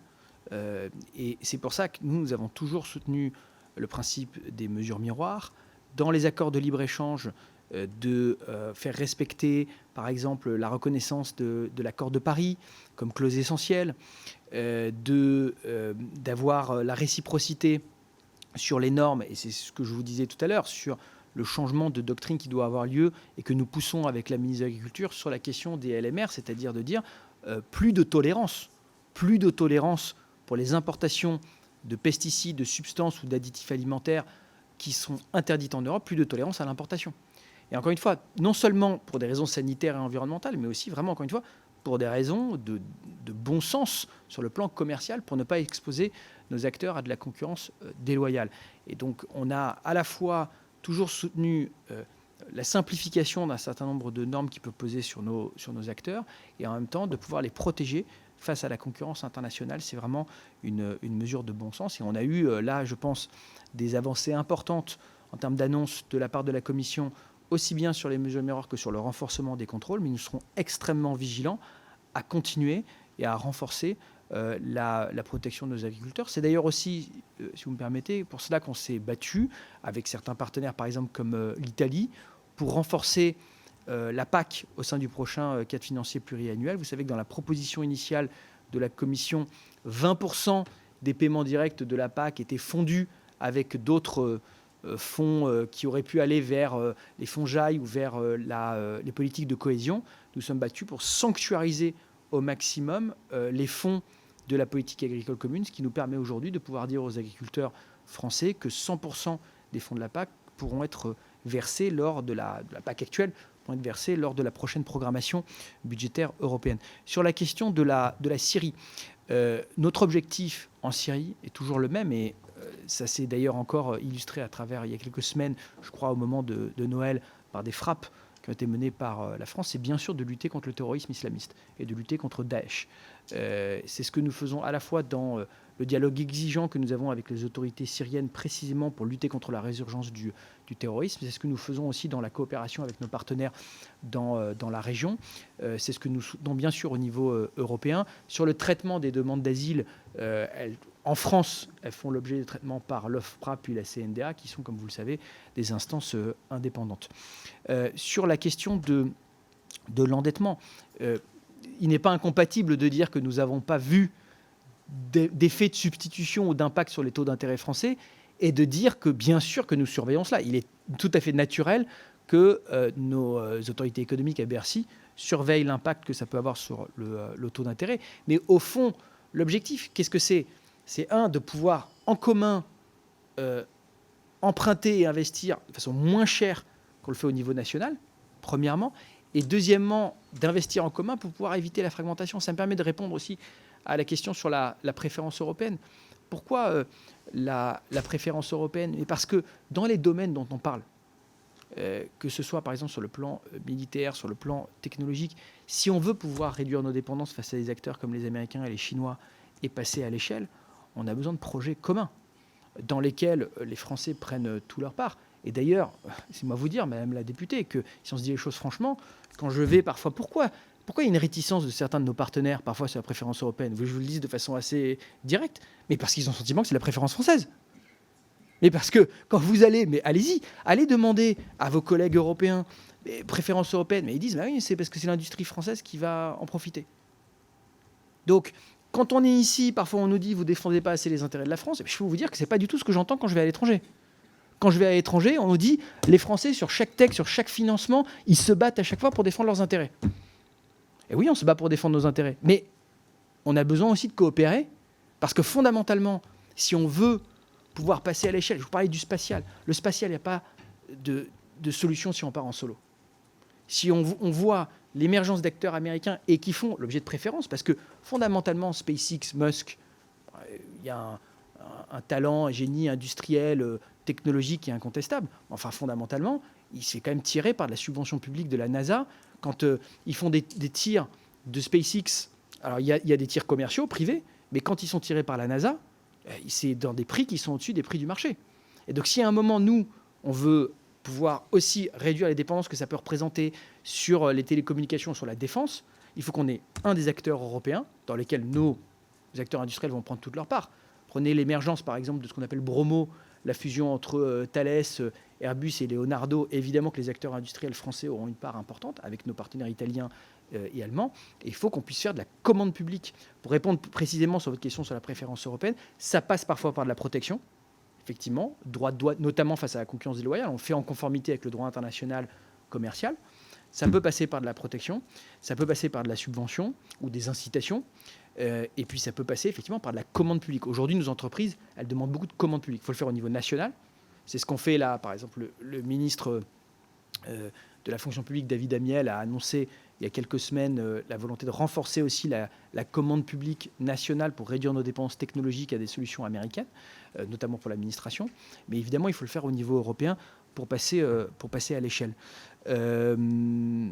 Sur la question des ONG de Reporters sans frontières, bon, je ne vais pas relancer la polémique sur la fake news, sur la question des labels. Je crois que tout ça avait été quand même largement...